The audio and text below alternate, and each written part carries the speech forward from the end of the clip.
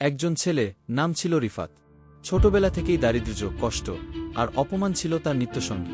স্কুলে স্যান্ডেল পরে যেত, পকেটে ভাঙা কলম, বইয়ের পাতা ছেঁড়া। বন্ধুরা হাসত, শিক্ষক বলতেন, তুমি কিছুই হতে পারবে না। কিন্তু একটা জিনিস ছিল, সে স্বপ্ন দেখত। যখন সবাই ঘুমাত, তখন সে কাঁদত চুপি চুপি, আকাশের দিকে তাকিয়ে বলত, আমি প্রমাণ করে দেখাবো। একদিন তার বাবা স্ট্রোক করে বিছানায় পড়লেন। খাবার নেই, টাকা নেই।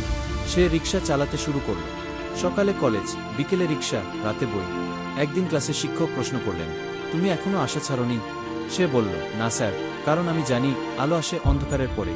বছরখানেক পর সেই রিফাত ঢাকা বিশ্ববিদ্যালয়ে চান্স পেল। সবার চোখে পানি। এখন সে নিজের বাবার চিকিৎসা করে, নিজের টিউশন ফি নিজেই দেয়। জানো, এটাই জীবন।